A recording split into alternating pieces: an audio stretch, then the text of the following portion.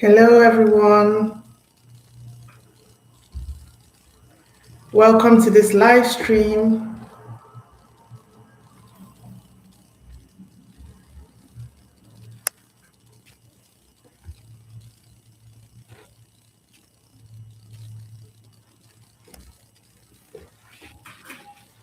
Welcome to my page and welcome to this live stream. If you know anyone that should be here that is not here, please just message them to join the meeting today. I'll just message a few people.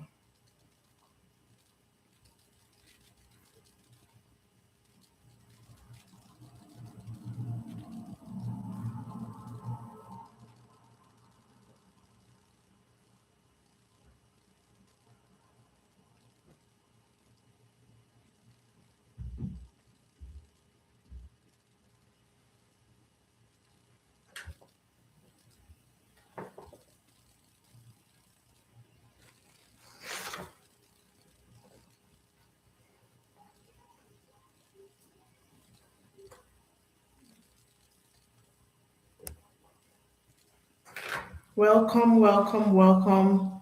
Let me know in the chat if you can hear me and if you can see me.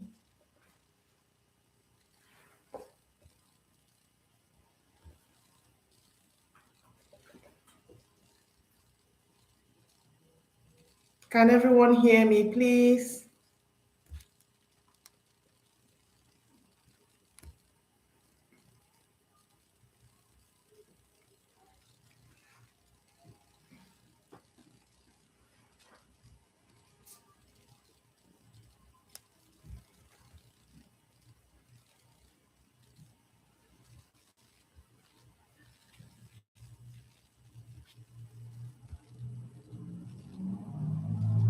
Can you all hear me?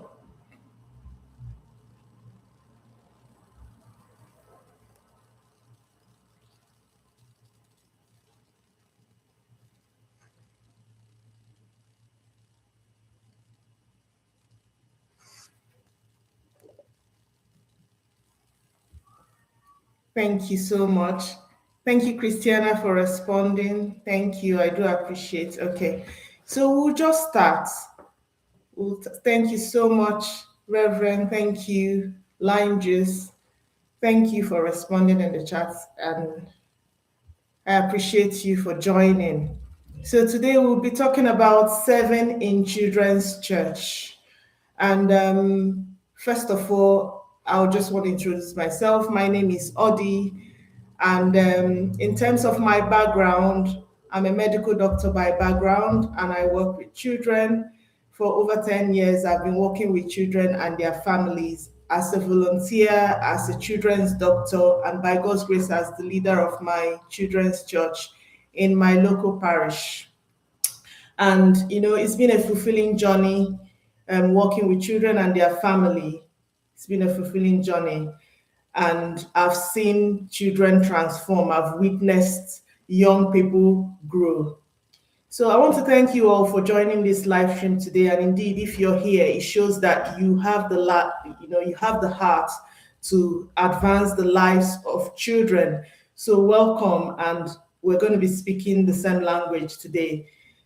Thank you for joining. So today I'm just going to be sharing an overview of serving in children's church. It's a large area to talk about. So today I'll just try to give an overview of what it actually means to serve in children's church, and I'll share some of my experiences and how I've been pulling through. Before I move on, I'll just talk about a scripture briefly, just to give us a background. In Mark chapter 10, from verse 14 to 16, I'll just read briefly. We know that scripture very well. It does say people were bringing little children to Jesus for him to place his hands on them. But the disciples rebuked them. And when Jesus saw this, he was indignant. He said to them, "Let the little children come to me, and do not hinder them, for the kingdom of God belongs to these." And he took the children in his arms, and he placed his hands on them, and he blessed them. So this is a passage we know very well. And this passage just simply tells us the heart of Christ when it comes to children. It tells us that Jesus Christ wants children to come to him. He does not want anyone to prevent them from coming to him. Essentially, he just wants us to show them the way to the master. He blessed them, so children needs to be blessed. And he said the kingdom of God is for children like this. So whatever we are doing in children's church, whatever you and I are doing, we are essentially fulfilling this passage, and we are bringing the children to Jesus. We are bringing the children to the kingdom. We are bringing children to know the truth. And the other thing to note in this passage is we know how children are. Children are vulnerable, they need to be guided, and they are really dependent on trusted adults. So Jesus recognized this and said we should allow children to come to him. So many of us that work in children's church, in churches, this is the same mission that we are fulfilling today. So that's just a form of a background. At the end of this teaching, I would like us to just ask questions and then we can discuss from there. So having had this background for us, let's talk about the advantages of children's church in our local churches. What are the advantages? We know that children's church can help us lay a foundation in the life of children. You know, that's first start for them. That's support that comes from children's church, teaching them the right value, teaching them the morals that they should know. That is what happens in the children's church. So that's one advantage of having a children's church in your local parish. It helps for spiritual growth as well. As you teach the children the scriptures, the Bible, these children would grow and they would know God for themselves. So, you know, there's lots of advantages of having a vibrant children's church, and I'm just going to go through some of them. The next is fosters creativity. You know, in my local church, I've seen a lot of growth. I've seen children becoming so creative. I've seen children play instruments, various kinds, piano, you know, saz, violin, and stuff like that. And you see them grow, express their creativity. That's what you can have in children's church if the environment is enabled for them. I've seen children write poems, you know, do very good dramas, drawing, paintings, and stuff like that. So a community like children's church fosters creativity. And of course, friendships can develop. Children can develop friendships among themselves. You know, when they come every week or twice a week, however often they come, they develop friendships, and the right friendships that they can carry on for the rest of their life. And let me shock you with this. Research has shown that children who attend children's church have a stronger mental health. I don't know if you've ever seen that or if you know that. Children who have gone to children's church and have participated actively are more likely to be happy and are less likely to develop depression, are less likely to develop mental health issues, and they are more likely to volunteer in the society in the future. So whatever you're doing in your children's church is not a waste of time. To be honest, you're building a generation, you're building a strong generation. And of course, if there is a vibrant children's church, it supports the larger church. So just imagine that there's no children's church. What happens then today to the larger church? Who would then take over? Who would attend the main church? So it's really important that each of the churches around the world develop a very vibrant children's church. And what about you and I who are volunteering in children's church? What is the advantage of volunteering in children's church for you? You see that whenever you volunteer in children's church, you find out that you have learned a lot. Before you go in for your lessons, you prepare for it and you learn from it. So over time, you observe that this has brought about growth for you. So you experience personal growth, you experience spiritual growth, and very importantly, when you see children grow and transform, it's rewarding. It gives that joy. when you see children who have been from point A and they have progressed to point B, that gives a lot of joy and it's really rewarding.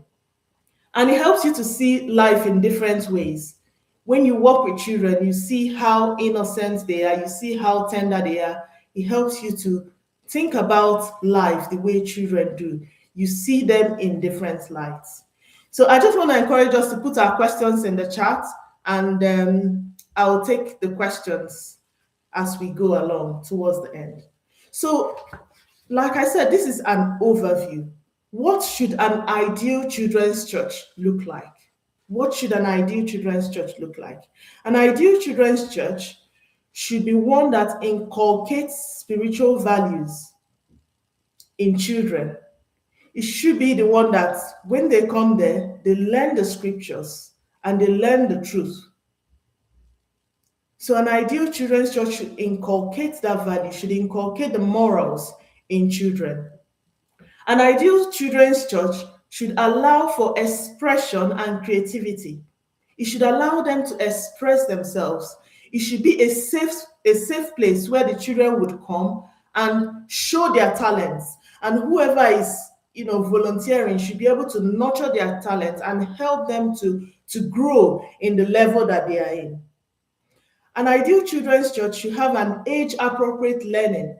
It's not really ideal to have all the children lumped up in one room, 2-year-olds and 13-year-olds, 3-year-olds and 15-year-olds, and no splitting. An ideal children's church should take account of the learning needs of the various ages. So which is why it's really important to have them split in various groups so that whoever is taking them would account for their various needs according to their ages.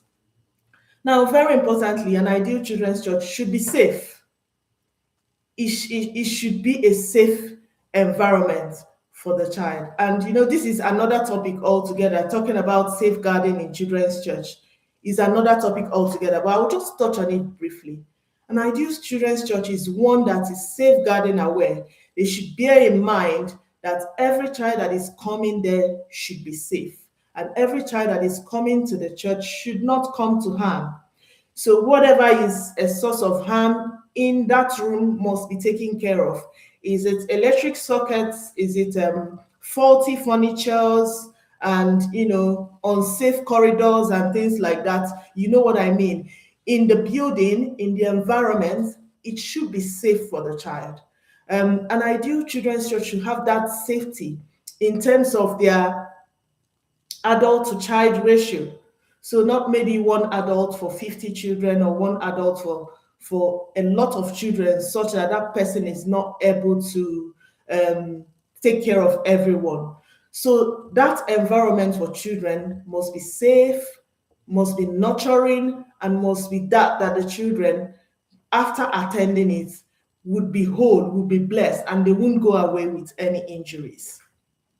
So let me move to my next point quickly.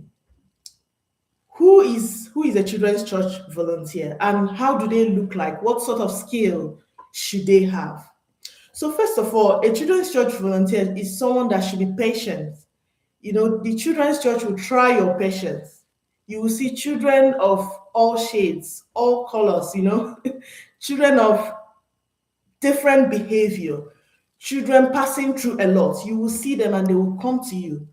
And you must be patient with them. You must show that patience. You must understand that child, why that child is the way they are, what is happening in their life. So you really need that patience. You need that patience as a virtue to be able to walk in children's church. The next thing you need is your communication skills. Your communication skills, you should be able to communicate with the children. You should also be able to communicate with the adults. So communicating with the children, you must be able to come down low to their level to speak to them. You must be able to come down low to, both verbal and non-verbal communication. Talk to them, you understand them, and they understand you. Sometimes when they frown, sometimes when they cry, sometimes when they have that cues That's a form of communication, and you must be able to be up on your game in understanding exactly what that child is trying to communicate at that point. Apart from that, your ability to instruct them, because when you've come to the setting, you're coming to teach them, you're coming to instruct them. So you must have that instructional skill to teach them in a way that they would understand, to break it down to their level. Next, as a volunteer in the children's church, you just need to be playful, engaging. You know, children like to play, so they have to see that that activity is fun. They have to see that that thing that is being made is interesting to them. So don't bring any boring teaching or any boring lecture. Don't bring anything boring. Don't make it a lecture. Make it playful. That way you get them to learn and you get them to engage. So I was going to talk about communication in terms of speaking with team members and parents. It's really important because one of the things that cause conflict and problems in children's church is how we communicate with each other and how we communicate with parents. So as a volunteer, you need to have that ability to speak to parents gently. When you want to give them a feedback about their child, you really need to be sensitive about it. You really need to understand what is going on in the family and speak to them with love and with that kindness. So communication skills is important. It's also important for the team because you're definitely not the only one working in the children's church. You have other team members, and there should be respect when communicating with each other. So communication skill in children's church is really, really important. The other important bit, what you should be able to do is documentation. I don't really know how much we do documents, but I've realized in my years working in children's church that documentation is very, very important.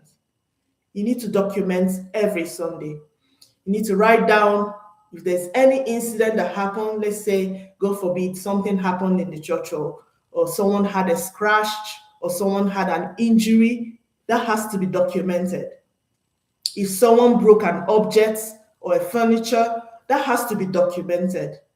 And also, if they're doing well, that has to be documented as well. If, say, for instance, they're learning their memory verses and they're doing all their activities, that has to be documented. And of course, documentation, things like taking attendance, who were in the church, who came, and when did they come? All these needs to be documented. When did they not come, or when did they come? So attendance, there's just a lot of documentation. So as you keep documenting, it helps you to see the trend of what is happening in your church. It helps you to understand what is going on, and you can use that to make improvements. So documentation is really important. Now, whoever is volunteering in children's church must have a basic knowledge of developmental stages. You need to understand what a 2-year-old can do and how they are when they're in a group. You need to understand how a 5-year-old or a 6-year-old should be when they are in a group. You need to understand all this. It's really important to understand that because that would help you to support them. Now, I'll go quickly to running a children's church. If we assuming we're running our children's church, what and what do we need to put in place? Please, if you have any question, you can put it in the chat and I'll tackle it as I go along. My eyes are on the chat. So if, for instance, you're running a children's church or you're running a church with children attending, if you're the volunteer, if you're the children's church leader, you need to develop a vision for your group. You need to develop a goal, because if you haven't got a vision, if you haven't got a goal, then you don't have a direction. So there has to be a goal. What are the goals you want to achieve? And you do this prayerfully. Develop a goal and write it down. So let there be a document of the goals and what you want to achieve in your children's church. So if you have written that down, let's say twice a year, you can have a look at it and see whether you're actually achieving what you have planned to achieve. Twice a year, three times a year, once a you can keep looking at it periodically to see if you are achieving what you have planned to achieve. So that is really very important. The next important point is training. I can't overemphasize this. Training is really important. You can't have volunteers or teachers coming in to take children's church who are not trained. They have to be trained in several things. I've already talked about communication. That's one of the things that they need to be trained in. Communication skills training, classroom management training, safeguarding training, training on managing behaviors. There's just so much, lots of training. The volunteers and the teachers, they just need to be trained. And it's really important that they are trained so that they will not be a problem to the church. They will not be a problem to the children. So they just need to be trained. The leader of the church must make efforts, must take steps to deliver this training to the teachers. Now, running a children's church, I've already said this, there needs to be splitting of the age groups. It's not ideal to have them all lumped together because that's not going to achieve a lot at the end of the day. So ideally, they can have like 2 to 5 years, like we have in my own church, 2 to 5 years classes, 6 to 8 years, 9 to 12, 13 and above. So there should be like a reasonable split or reasonable age bracket to allow for the lessons to be broken down depending on the child's age. And then next will be meetings. Meetings. So as a team in children's church, there has to be meetings. I don't know how you guys organize your meeting in your churches, but the meetings have to be regular. Once a month, once in 2 weeks, every week, there has to be meetings. In my own church, we have once a month meeting, and we have twice a week meeting as well. So the once a month meeting is like a meeting to see what we are going to do in the next month, or if there have been any issues in the previous month, we discuss that and we make plans for the coming week. That's the once a month meeting. But usually at the end of the service, we hold a short meeting to say, it's just like a debrief meeting to say, how was this class today? What went well, and what do we need to improve?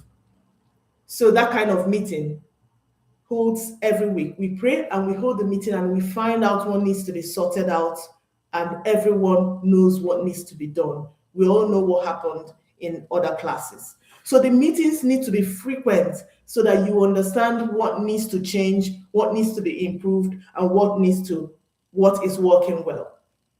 And of course, team prayers. You all know this already. You can't run the children's church without praying, without being prayerful. It's really, really important.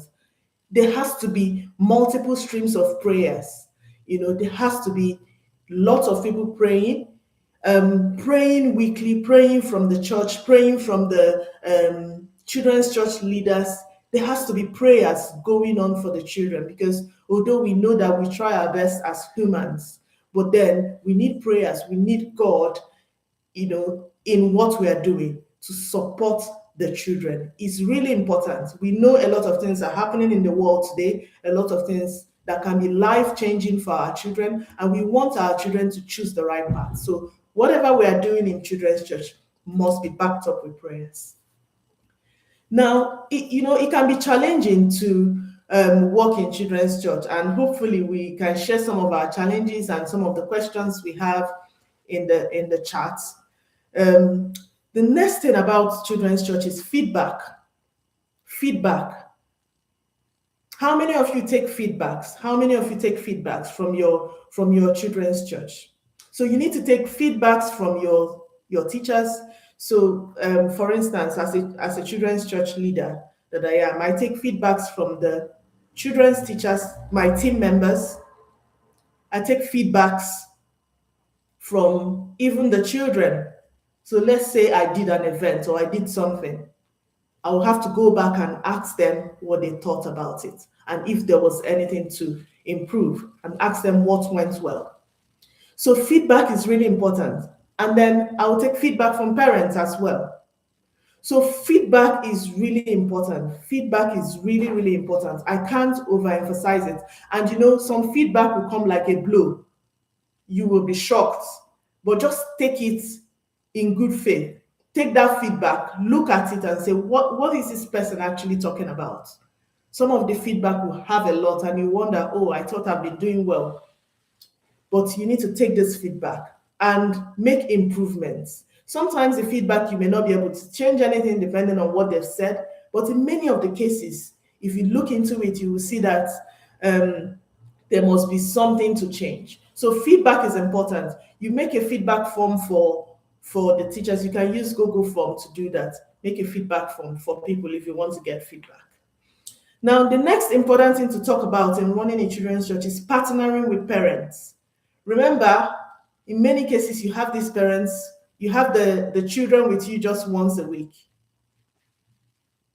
or maybe twice a week, and the parents have them for the rest of the week.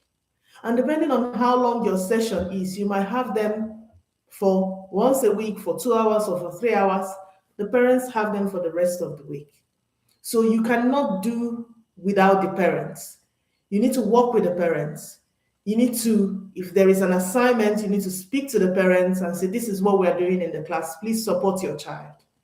You need to tell the parents what's going on within the class and work with the parents. You can't work without them. Anything you observe in the child, both good and anything they need to improve on, you communicate with the parents. So there must be a lot of work in partnering with parents and in working with the parents. So the next I want to talk about in running a children's church is there has to be policies. There has to be a structure, because if there's no structure, then that is where you see that this person is doing something else on their own and the other person is doing something else on their own. The other person, if that kind of thing happens, there's going to be lots of incidences and you don't want it. There's going to be lots of conflicts, lots of misunderstanding, and you don't want it. There has to be policies. There has to be a written down procedure on how to manage complaints, on how to escalate. Do people know who to talk to if they have an issue? There have to be like a safeguarding policy written down, anti-bullying policy. There's just lots of things. Whatever you want to handle, you write it down. Adult to child ratio policy. These things need to be written down, and every time during your meetings, you talk about it so that people will get used to it. People will know that they exist. If you do it that way, with time, over weeks, you'll find out that there's a culture, there's structure within the system. So I don't know if there are any questions in the chat. I haven't seen any, but let me go on. On a typical service while running a children's church, before you go for the service, you need to plan. So before the day, before you go for the children's church service, you need to plan. Plan, prepare, gather the materials you need. Gather everything you need for the children's church. If you need to buy any craft materials, buy it ahead of time, pray about it, prepare your lessons, make your structure, decide any class activity. So you don't show up or you don't just rock up on the day of the service without preparing. So there has to be preparation before the time. This is really important. Also, before the time, you should have rested. You should have prepared your mind. Because remember, you're going to pour out into the children. You can't just come empty. You can't come exhausted. You can't come depressed or sad or mentally down or fagged out. No, you're just going to be not your best.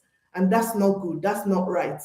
You need to come filled up. You need to come with that energy. So that's why you should rest before time. If there's anything bothering you mentally, you should sort it out before the time. You shouldn't come stressed, because remember, you're also coming to deal with children, and sometimes it can be stressful. You don't want any transferred aggression or being suboptimal in handling what you should handle. So this is really important. This is really, really important because I've had to say, okay, say to my team, if you're going through this, you need to step down. And I've even had to say to myself sometimes that, oh, this, if you're not in the right frame of mind, then ask someone else to do it. And that's okay. If you're not in the right frame of mind, if you haven't rested well, someone else can do it while you step back. It's better than um, going to the service without being the best of yourself. So that's really important. Arrive early and set up. So if the service is by 10 o'clock, you can't be arriving by 10 o'clock.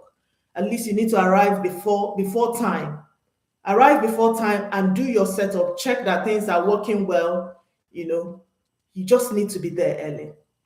So there's something that have really helped me in my local church is having an order of service. It's not just the adult churches, that's the adult session that should have order of service. So I developed an order of service, myself and my team, for the service, and it gives the service a structure.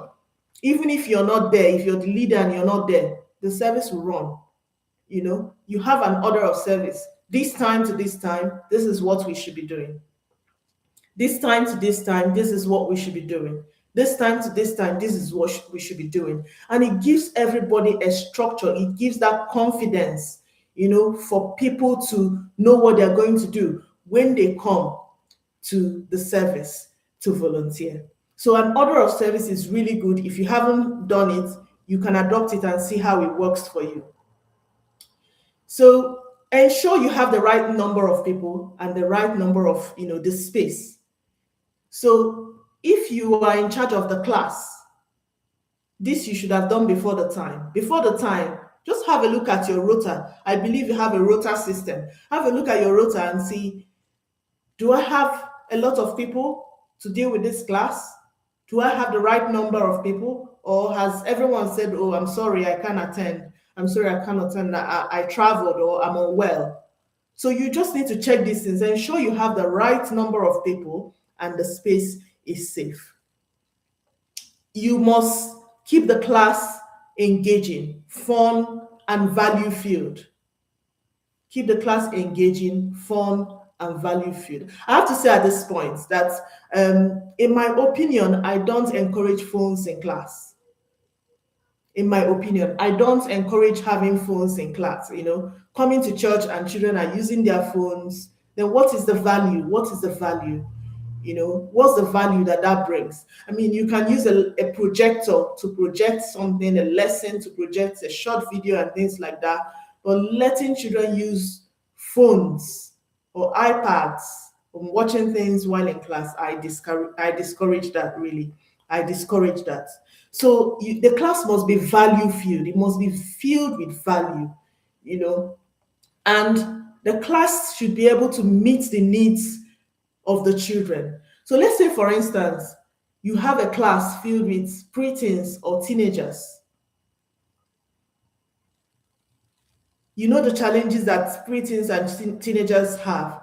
Say, for example, you find out that a child in your class is having a difficult situation, maybe in school, not able to talk about it. So if you observe that, you should be able to plan sessions to meet the need of a child or a set of children in the class. So it's not rigid. It's very, very dynamic and it's very spirit-led. So and that's why the church is there. That's why the church is there. That's why the church should be there, to meet the needs of children. So once you're in the class and you begin to see that there's a need, you begin to see that there's something that they want to talk about, you need to make provision for that. Recently in my church, we have a little box that we call Ask box, Ask and Seek box. So that box is just like a suggestion box. And we just tell them, just put what you want to talk about inside it. They just write it on a small piece of paper and throw it into the box. And then at the end of the week, we just open the box and open it and read. So you see, really, these children want to talk about some things. They want to tell us some things, but maybe they can't say it in the class. And, at the end of the service, their parents are rushing them. We need to go. And they put it in the box. And when you open it, suddenly you see a need there that needs to be addressed. Your responsibility is to make out time to address it. So that way you're meeting the needs of various children in the class. Now, attendance must be recorded. Never hold a service without recording attendance. Never do that, because that's just trouble waiting to happen, right? So every single child that steps into that service must be accounted for. Whether they are your member or they are not your member, they must be accounted for. You must have an attendance register that you complete everybody's names and write it for that day. So it's really, really important. You need to have an attendance list. You write their names and you tick them that they were present on that day. So this is very important for safety reason. For safety reason, this is really, really important. You must account for everyone, whether they are your member and whether they are not your member, whether they are coming for the first time or not. There has to be attendance. Now, next, in a typical service, I've mentioned this before, every incident must be recorded as well. So if something happens that didn't really go well, that has to be recorded. So that's really important, because if, for instance, something happens and that gets escalated, say it gets to the higher authority, maybe like it gets to the police or it gets to the social services, if you haven't recorded it, that becomes small problem, because you can't really prove that it happened in church. Okay, so that record, like I said earlier, documentation is very, very important. Documentation is important. Now, after service briefing and feedback, I talked about that already. After service briefing, it's just important to know what happened in the various classes. After the service, you talk about what happened with your team and just learn how the other classes were. And this is a time where the teachers can give feedback and say, oh, I had a very difficult time in my class, or my time in the class was very good, it went well, everyone was engaging. So that gives an idea of what is going on in that service. So I'm seeing the questions. I'll come to the questions in a bit. Please continue to put your questions in the chat. So I'm just going to discuss briefly some challenges that we can face in children's church. And you know all these challenges. There's a number of challenges that can occur. And the most important thing is that because you're there, you have that heart to serve. If you encounter a challenge, I think the best thing is to take steps to ameliorate that challenge, take steps to reduce that challenge, take steps to find solution. The challenge is not just the pastor's problem or the pastor's wife's problem, no. So the challenge, if you're volunteering in children's church or a children's church leader, the challenge is also your problem. So, there has to be that initiative and thinking about what to do to solve the problem. So one of the problems that we can have is space. If we have a number of children, very large number of children, and there is no space, that can be an issue. The problem of space is recurring. It's something that we need to pray about, ask God for a larger space, but you must not compromise the safety of the children. If the space is not enough, then the church has to do something about it, because the safety, remember, like I said, it has to be a safe space for the children. So you can't compromise the safety of the children because there is no space. So that has to be borne in mind. And the next challenge that we can see sometimes is resources. Sometimes you have difficulty finding resources, and this includes human resources as well. So this includes like looking for people to volunteer, that difficulty in finding people to come and do this work.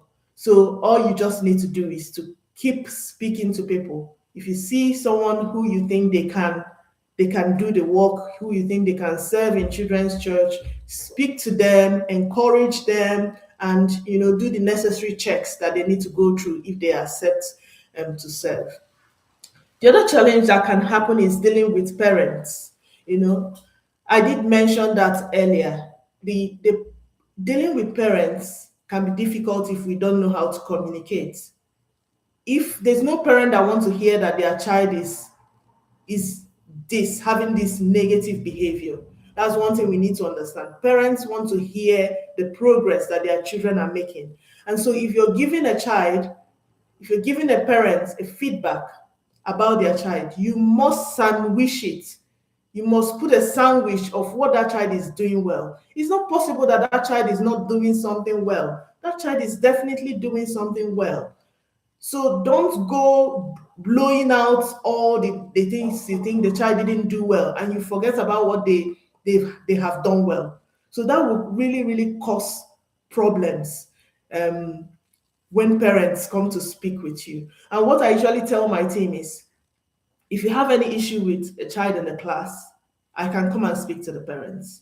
But if you must speak to the parent, this is what you say. Hello, ma'am. Today your child seemed not to be in the mood. Have they had any difficulty at home? The parents will say no. Okay. Just have a look at them and let us know if we can help you in any way. And then you now tell the parents, in the previous lessons, your child have been very engaging, very attentive, participating, So you have given them the positive feedback about their child. And now you're telling them that today, actually, the child did not do that, do what you expected them to do. So that way, it makes the parents think, oh, what might have happened today? What might have happened today? What can we do to make this better? So it's really important. If we're not careful about this, then there will be a lot of conflict. And if there is conflict, that needs to be resolved immediately with respect and kindness. Now, children with complex needs can be a challenge, and I can see a question about that. Maybe I'll just take the question. I'll take that point with the question. So let's put our questions in the chat. This is the end of what I've prepared. I was hoping to get questions and then we'll continue our discussion from the questions. So I'll just now go into the questions now and see what's in the chat.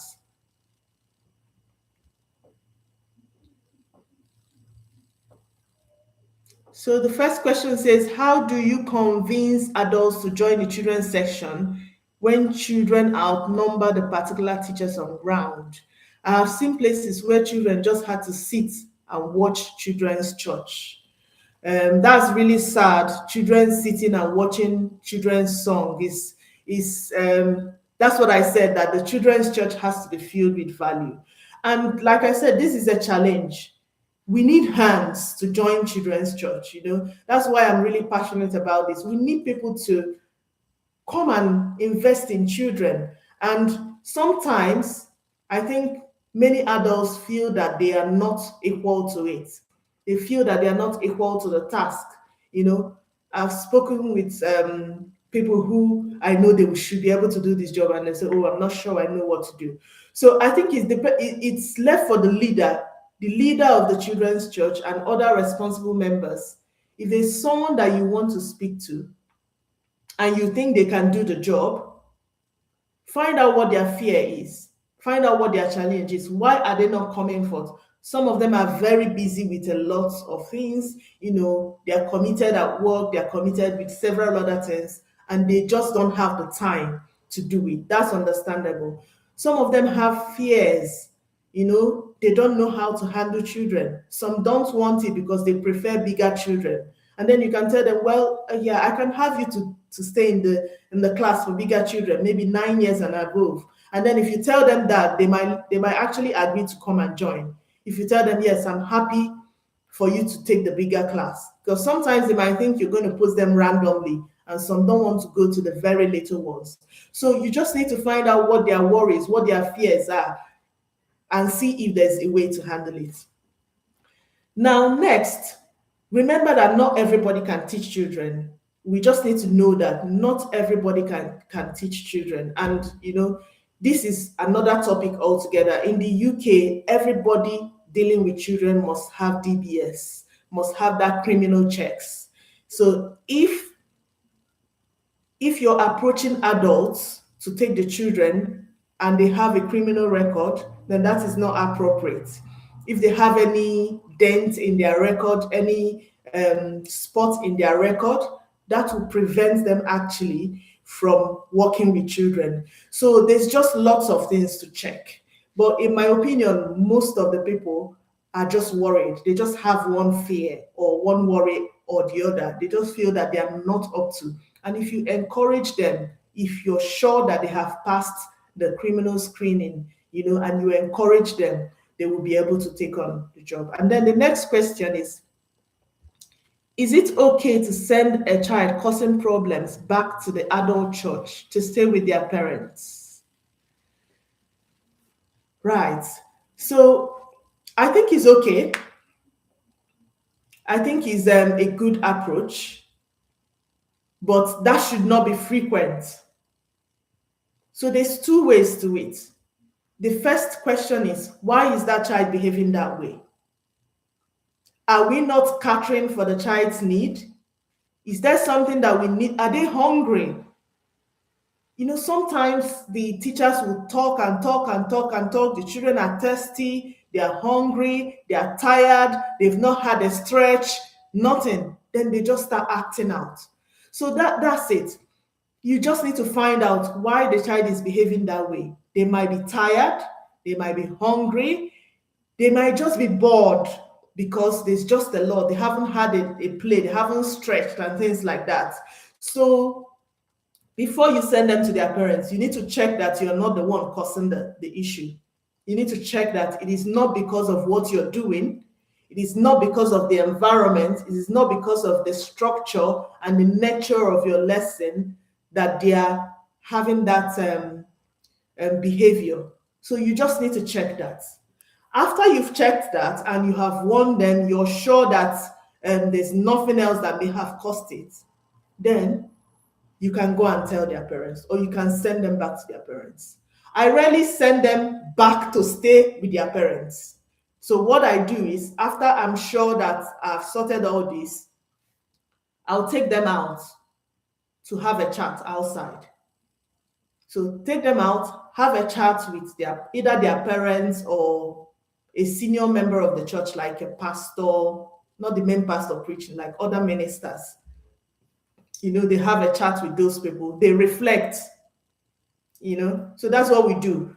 We check that there's nothing bothering them. We warn them 2 times. And if they're still not behaving well, we take them out for reflection. So they go and reflect with pastor or a minister, reflect with one of the teachers, reflect with their parents. And after that, they must come back to the class. Because look at it this way.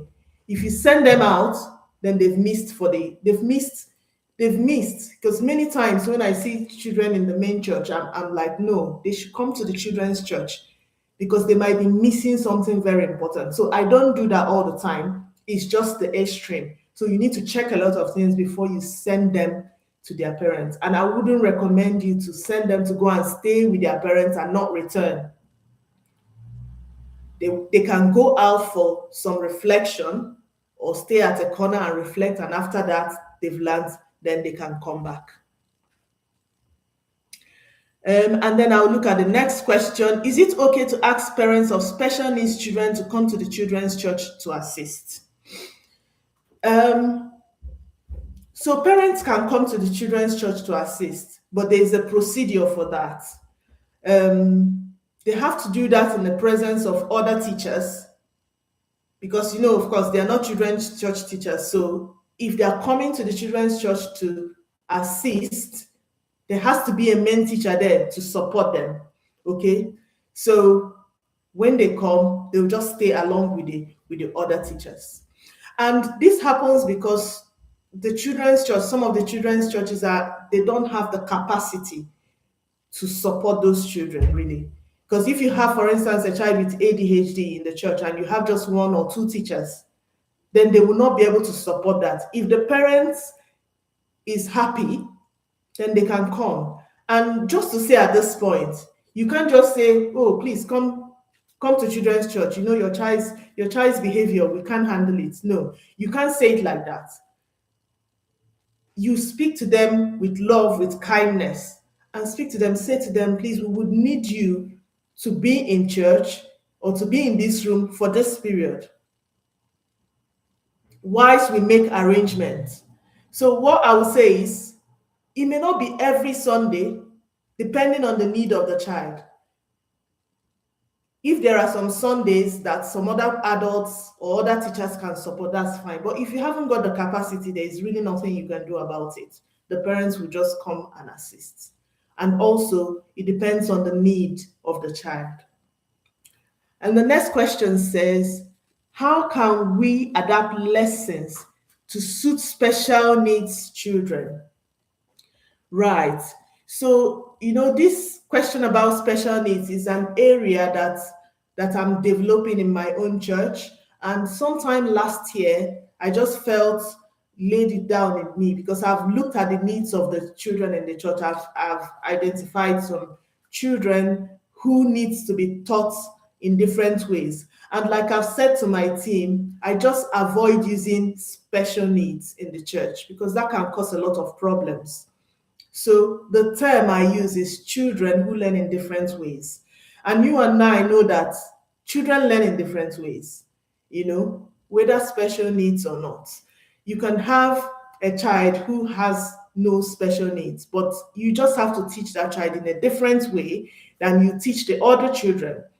And if you have that understanding, then you now begin to make an inclusive environment for these children.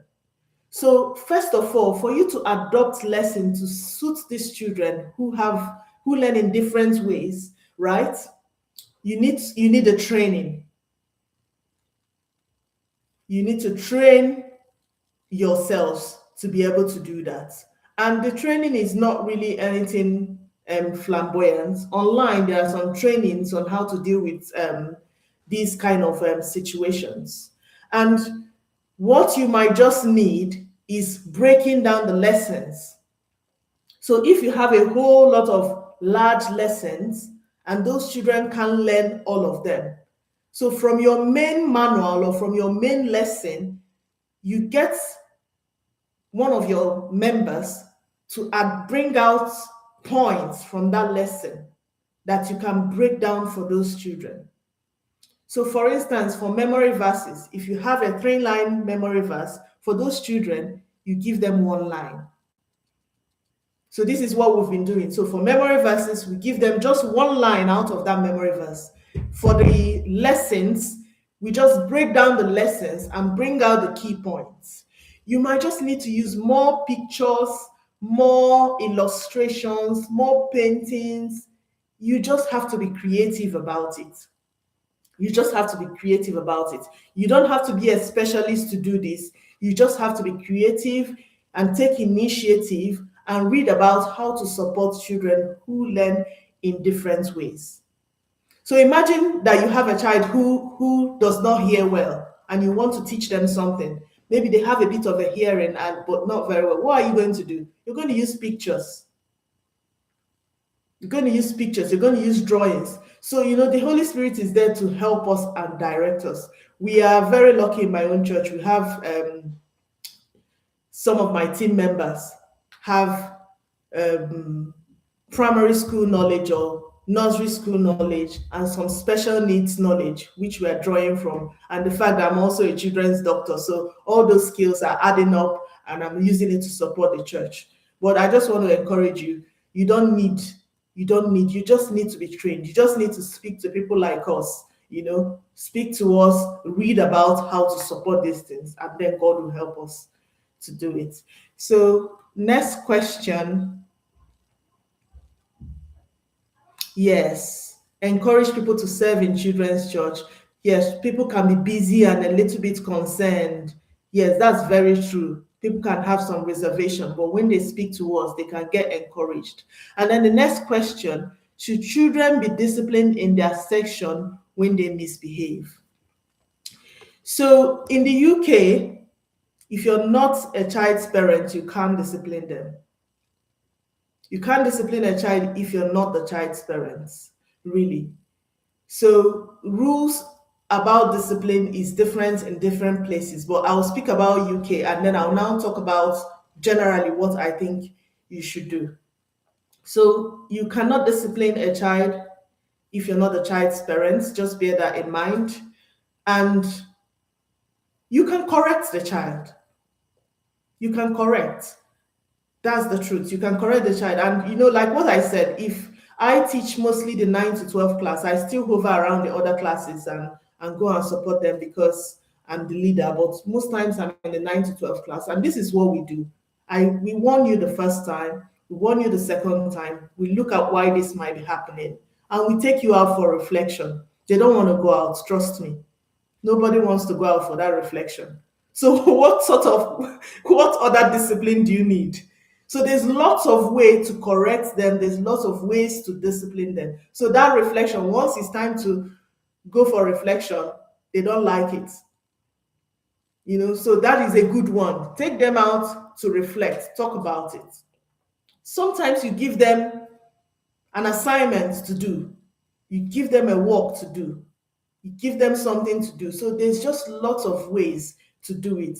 You take them out for reflection, take them to the corner where they think they have a think of what they've done. Let them speak to someone else.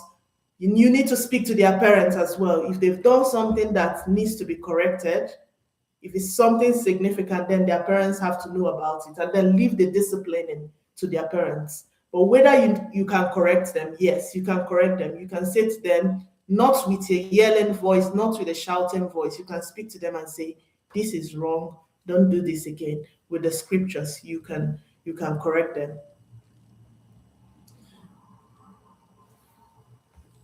Would we need to ask parents for the specific needs of their children? Yes. This is very, very important. Thank you so much. Very interesting questions, really.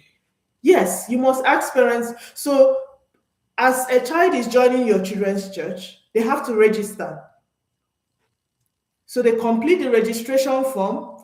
As part of that registration form, you need to ask them, does the child have any specific need? Because you need to know, and this information is confidential. Okay? So, if there is any need that the child has, it needs to be documented and it needs to be communicated so that that child will be supported.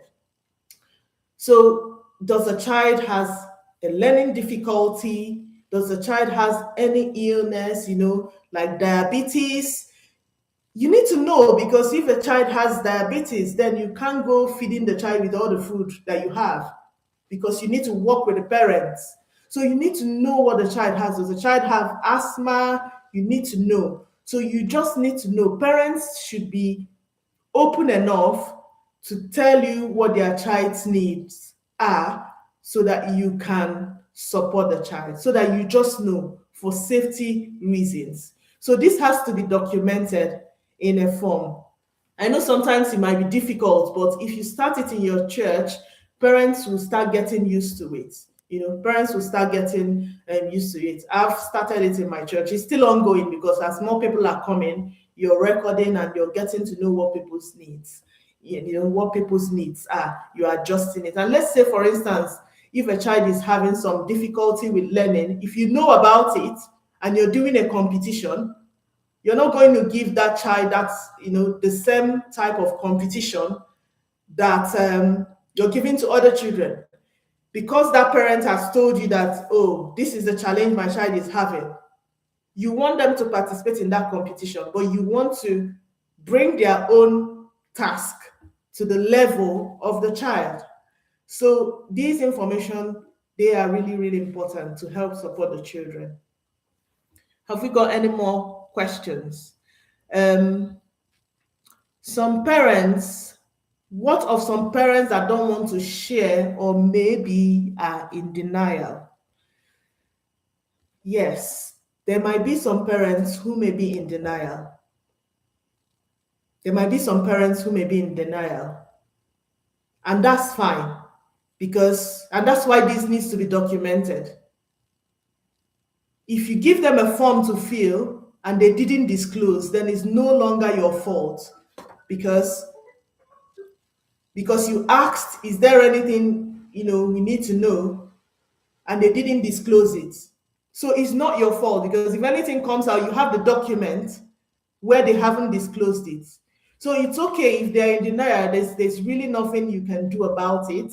If it's something that you have observed, or if say you have the knowledge you've observed it, you can speak to them kindly and say, have you noticed this? Is there anything we can support with, or is there anything you want us to know about it? If they disclose to you, fine. If they haven't, then there's really nothing you can do about it, but it just has to be documented. It has to be documented that they haven't disclosed. And the last question: where do you get teaching resources? So, in terms of the teaching resources, my church have a children's manual. So, in this children's manual, it's like the message for the day. So we use the manual, and obviously we modify it and we adapt it. So let's say if the teaching is on giving, we can just use that manual, break it down, and use that teaching for the class. So apart from that manual, we also do other types of teaching. Like I told you, if I notice that there is a need in the class, I'll do a teaching for that. If I notice that 9 to 12-year-olds, they're having difficulty with saying no. If someone is asking them to do something they don't want to do and they can't say no, that is a need in the class. So I have to address it. So sometimes your teaching will also depend on the need in the class. So whilst you're tackling the spiritual aspect with the resource that your church has provided, you should also tackle the social aspect. Because remember, the children are in church with you, but they also go to school. They are also in the environment. They are also out there. They are mixing up with the children from everywhere. So you also need to tackle that social aspect of their life. So if there is any need arising from any area, we tackle it, right? At some point in my church, we had to discuss puberty. So can you imagine that? Because we saw there was a need. We just had to find time and discuss puberty, because it looks like parents were not talking about it, and some children were getting worried, getting upset. We split the class into two: girls, boys. We're discussing puberty. So you just have to be flexible, dynamic. As you're filling them up spiritually, you just need to cover up the social aspects and everything else that is happening in their environment. Teach them, because you're preparing them to be out there in the world, to be strong when they're out there. Any more questions? We're coming to the end of the meeting.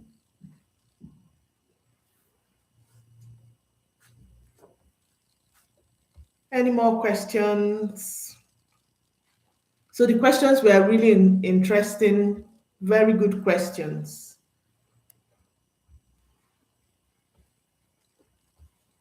Any more questions I haven't seen?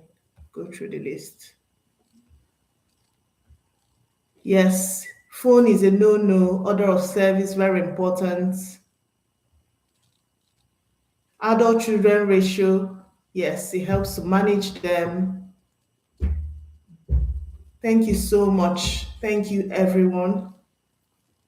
So I'll give another 2 minutes maybe for any more questions. And if there's none, we'll end the live stream. So in case you haven't subscribed, please subscribe and follow us on YouTube. Thank you so much for attending. And let me know if you want me to discuss any topic in the future, because I had to do this one. There's lots of people were asking questions about children's church, so I just had to do this. So if there's any other topic you want me to discuss in the future, just let me know. Drop it on the chat or drop it on the message on YouTube, and I'll see it and prepare for those topics.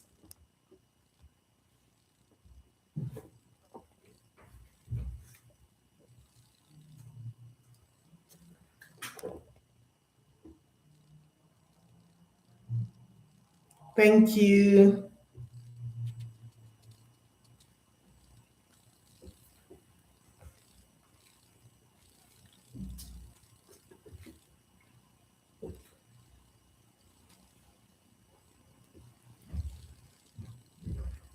Thank you so much. Thank you so much.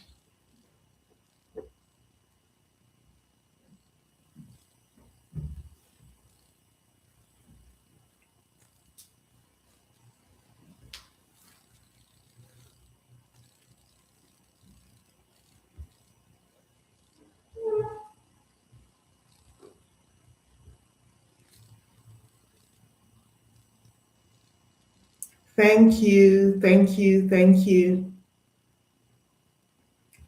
Thank you. All right, if there's no other questions, I'll end the session now. Bye, everyone. Bye.